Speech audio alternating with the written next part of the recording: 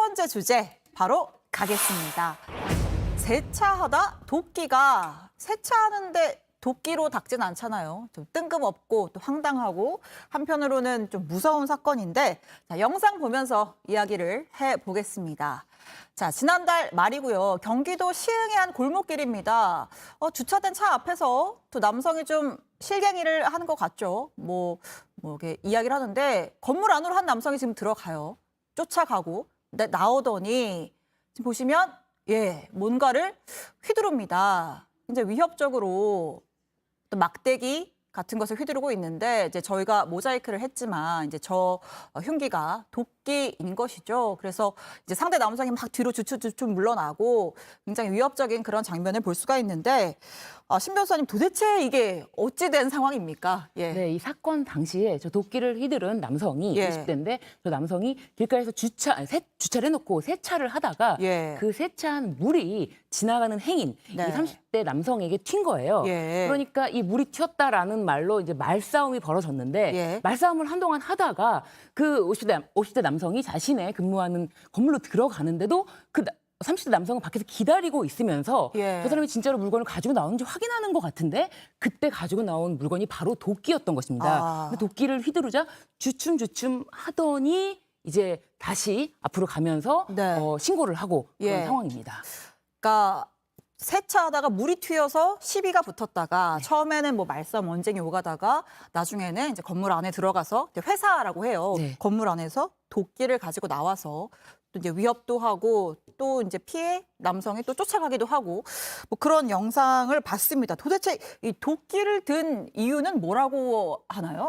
일단은 진술을 하기로는 상대 남성이 덩치가 컸다. 그리고 또 위협적이었기 때문에 방어 목적으로 이제 도끼를 갖고 휘둘렀다라고 했는데 사실은 도끼라는 게 이게 사무실에 있다는 자체도 조금 황당하기도 하고 그렇죠. 보통 일반 회사에서는 회사의 종류에 따라 다르겠습니다만 도끼가 있는 건 쉽지가 않죠. 그리고 무엇보다 말다툼을 했을 때 머리를 쪼개겠다. 이런 말을 하는 걸로 봐서는 도끼가 사무실에 있다는 거에 대해서는 인지를 하고 그래서 말다툼을 할 때도 그게 이제 은연중에 말이 나가지 않았을까. 어쨌든 그 도끼의 존재에 대해서는 인식을 하고 있었다라고 볼 수 있을 것 같아요. 그러니까 이 가해 남성이 이제 말다툼을 하는 과정에서 이제 머리를 어떻게 하겠다라는 발언을 했는데 그게 이제 사무실에 있는 도끼를 염두에 둔 발언일 수 있다라는 거죠.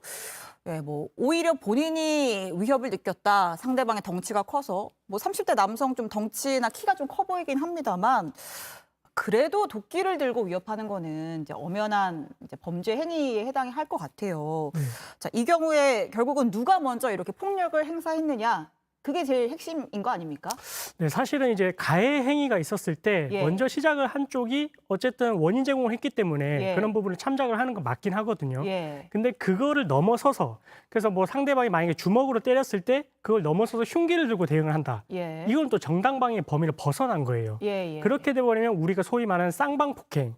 그렇기 때문에 이 지금 가해자 입장에서도 말다툼을 했을 때 본인이 듣기 싫어하는 그런 말을 들었다 하더라도 그것을 넘어서서 도끼를 들고 휘두르는 것까지 나아갔으면 이 사람이 가해 행위를 한 게 맞거든요. 그래서 이런 부분에 있어서는 대처를 하실 때 좀 소극적인 방어 수준에 그치는 정도로만 대응을 하시는 게 필요할 것 같아요. 그럼 지금 만약에 이제 저 경우에 그 30대 남성이 또 역으로 또 좀 물리적인 대응을 했다라면 또 쌍방으로 또 문제가 될 수 있었다. 이런 맞습니다. 이런 경우에는 도끼를 잡은 손을 내리쳐서 도끼를 좀 떨어뜨리게끔 이렇게 좀 대응을 하는 게 맞았을 것 같고 여기서 나아가서 만약에 또 추가적으로 뭔가 가해 행위를 만약에 했다라면 그럼 쌍방폭행으로 엮일 수도 있었던 사건인 것 같습니다.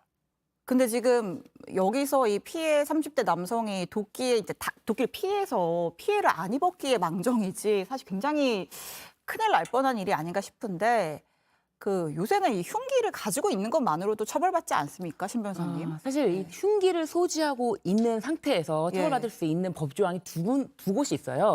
하나는 이제 폭력행위 처벌에 관한 법률인데 여기에서는 흉기를 소지하고 있는데 그거 플러스 살인이나 강도 등 범죄 이용 우려가 있는 그런 경우에 처벌을 하고요.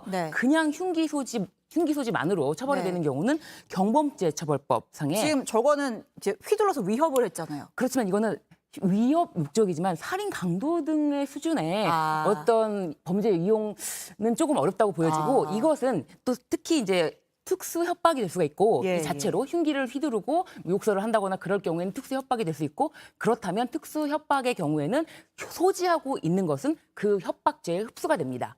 예를 들면 뭐 살인할 경우에 의복이 손상됐어. 근데 의복 손상된 것도 이것도 범죄 아니냐라고 하지만 이건 이미 흡수된다라고 해서 별도의 범죄를 성립하지는 않는 것을 보입니다. 그렇군요. 이제 법적으로는 또 굉장히 좀 따져봐야 할 것들이 많네요. 그렇습니다. 그 흉기도 뭐 사실 뭐 사소한 것도 흉기가 될 수 있지만 저런 도끼 같은 거는 이렇게 좀 이렇게 뭐 크기도 크고 이런 흉기의 종류 같은 것도 어떤 그 범죄의 경중을 따지는 데 영향을 미칩니까? 그렇습니다. 이 흉기라는 것 자체가 법률 용어인데 이 사람을 살상하기 적합한 물건으로 돼 있어요. 그래서 예. 이 도끼 같은 경우도 이게 굉장히 위협적이잖아요. 그런데 만약에 뭐 칼이라고 할 경우에는 칼이 아주 작은 것도 있고 네. 그리고 뭐 무딘 것도 있고 장난감 칼도 있고 나무 칼도 있고 다양하잖아요. 네. 그렇기 때문에 뭐 칼 길이라든지 뭐 이런 것까지 다 포함해서 이게 사람 살상에 적합한 흉기인지를 판단합니다.